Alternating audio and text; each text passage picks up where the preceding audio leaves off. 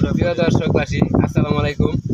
আমি দুই চারটি কথা বলতে চাই ছাত্র ভাইদেরকে নিয়ে এবং সেনাবাহিনী ভাইকে নিয়ে।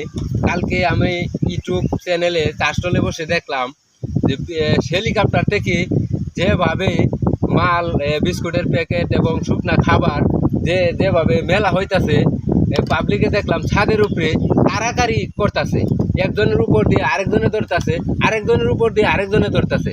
উনি এইভাবে মালটা দিলে মনে করেন যে কেউ পাইলো কেউ পাইলো না, কেউ ভাদ্র মাস কেউ সর্বনাশ। তো মালটা স্যার আপনারা কিভাবে দিতেছেন জানি না, কিন্তু আমরা সেইটুকুই দেখছি যে মালটা ছাদের উপরে খালি ফালতাছেন আর পাবলিকে খালি ধরতেছে। যদি এইভাবে হয়ে থাকে তা আমি বলি কি, আমি সাধারণ মানুষ, কিন্তু আমি রাজনীতি বুঝি না, কিন্তু আমি বলি তাহলে যে এখানে একজন মালিক বানায়া, সেনাপ্রধান ভাই, এই সেনাবাহিনী ভাইরা আপনাদেরকে অনুরোধ করে বলছি, একজন মালিক এখানে বানায়া মানুষটি সরায়া আপনারা এই খোলা ছাদে ফালায়া তারপরে একজনকে বলেন যে সবাইকে লাইন ধরে দাঁড়ায়া একজন একজনকে দিবার জন্য।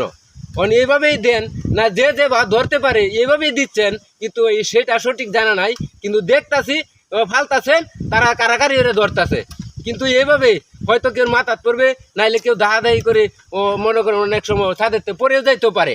তো একজন মালিক বানায়া আপনারা খোলা ছাদে যদি মালটা ফালান, একজন মালিক যদি বানান যে তোমরা একজন সবাই দিবা, তাইলে মনে করেন জিনিসটা হয়তো সুন্দর দেখা যাবে, পরিবেশটা খুব ভালো হবে। আপনি বলতে পারেন সেনাবাহিনী ভাই স্যার, আপনি বলতে পারেন যে এই সে কোথাকে সেই কথা আমরা জ্ঞান দেওয়ার সময় বলছে, এটি কি করার সময় আছে? করার সময় নাই স্যার, কিন্তু কথা হলো ছাদে এভাবে দেখতে।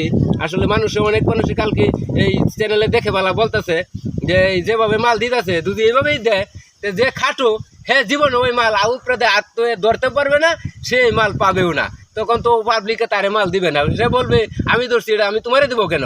তো কেউ ভাদ্র মাস কেউ সর্বনাশ। স্যার একটা সিস্টেম করে দেন, সেটার জন্য আমি বলছি আর কি।